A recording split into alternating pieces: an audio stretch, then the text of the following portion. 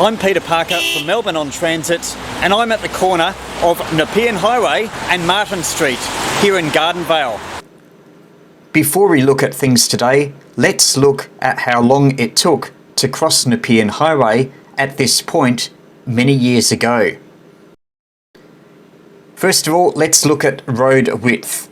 A 1924 article about an idea to widen the road, then called Point Nepean Road, mentioned that the current width was 66 feet. That's about 20 metres. At a slow walking pace of 1 metre per second, or 3.6 kilometres an hour, that's about 20 seconds to cross. As for the widening, I don't think that happened at the time, but keep listening and I'll talk more about later widening proposals that did. Traffic levels increased and signals were installed in 1939 at this location. A newspaper article at the time says that the signals are on a 45-second cycle. That means that the longest you'd wait to cross the road would be 45 seconds. To that you'd add your 20 seconds that it took to get across. So overall, just over a minute. Remember that number.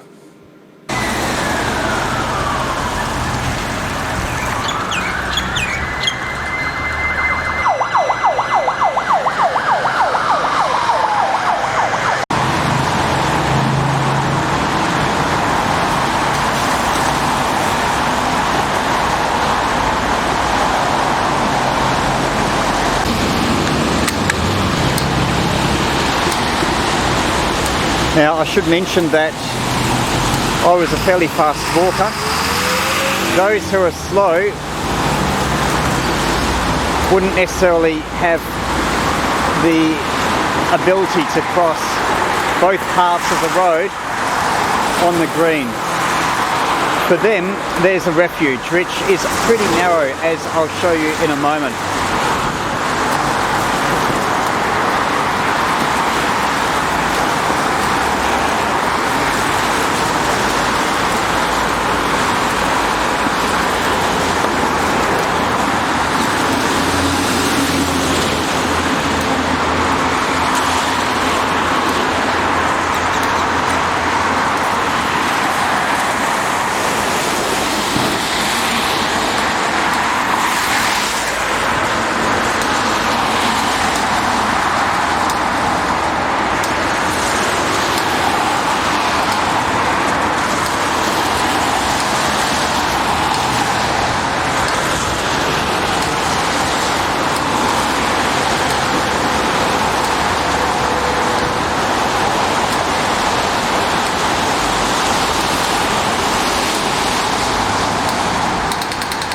Now we can go.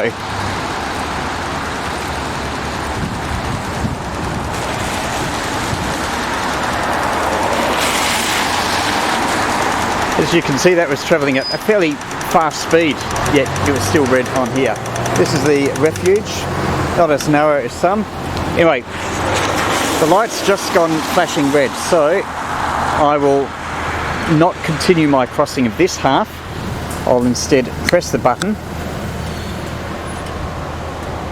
and we'll get to see how long a full cycle is.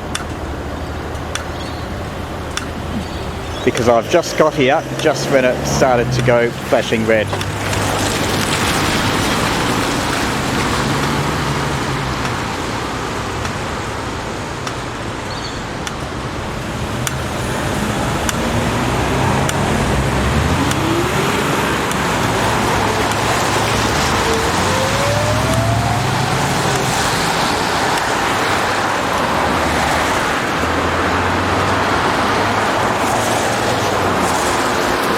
It's been a rainy day. You can see the puddles down here, which means if you were waiting on this refuge and there were vehicles too close to it, you would likely get splashed. Just something to think about in the ample time we have before the light changes and we can go across.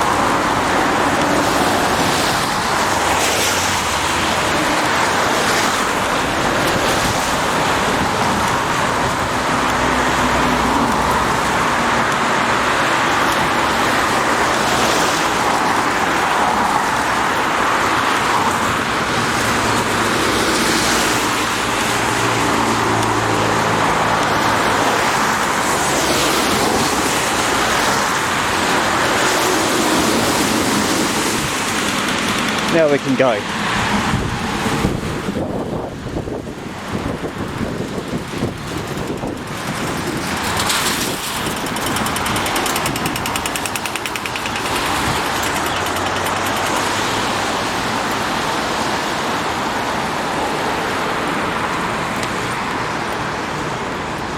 Now we've completed our crossing, and right here is Gardenvale Road.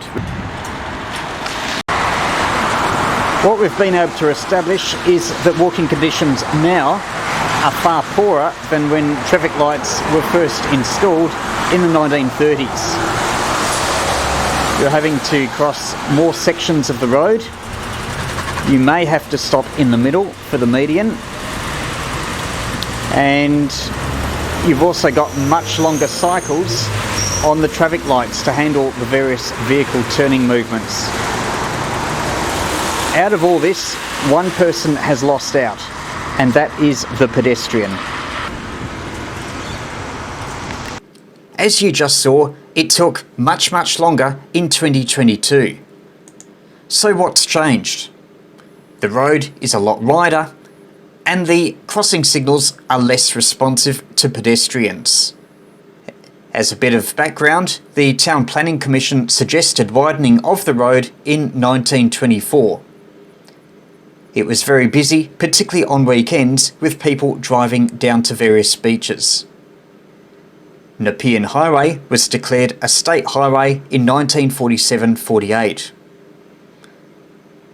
Then, of course, there are widening proposals over many years and many decades, but in 1954, the Melbourne plan proposed widening. There was lots of opposition to that. In fact, something like 570 properties were slated to be demolished. These were all on the western side of Nepean Highway. And there are protests protesting against all that. Anyway, that was to no avail, because in around 1960, the highway was widened, with those hundreds of properties lost. There was another widening in the late 1970s and early 1980s.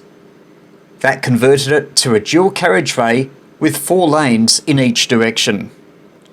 And that didn't include service and access roads, as you saw just before. It's worth mentioning that some things that are put in that arguably are in pedestrians' favour, or at least that's what the road builders tell us, are actually anything but, especially if you want to consider walking speed and directness.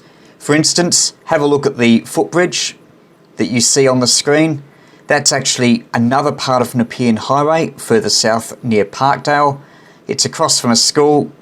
However, the walking distance is much more because you're climbing up, going over, and then down again than a direct crossing would be. Signalised versus zebra crossings is another issue. For a busy road, the choice is always going to be a signalised crossing, but if you are replacing a zebra crossing with a signalised crossing, you are making walking slower because you're introducing a waiting time, and that can be several minutes, as we just saw before, especially if there's long cycle times at lights and poor responsiveness. A wider road that has had a refuge added, they might say, yeah, you've got a new pedestrian refuge for you to wait in the middle, but again, that's slower than a narrower road that you could cross all in one go. The main point of this video is just to mention that road widening is not win-win for everyone. If you want more walking, and if you want it to be efficient, which is the only way you can get more people walking, then you really have to reappraise your support for wider roads. Yes, you might go from 1 to 2 lanes, or maybe if there's a bus lane you might tolerate 3 in each direction, but beyond that, the barrier effect of wider roads on local communities is just too much. It makes walking even less attractive and encourages even more driving, which of course causes people to be concerned about traffic congestion and then to demand wider roads. So it's a never-ending spiral, costing a lot of money and not necessarily benefiting the community. Anyway, hope you enjoyed this video. It's a companion to a blog post on the Melbourne on Transit blog, melbourneontransit.blogspot.com. So please leave your comments either at the end of this video or in the blog post.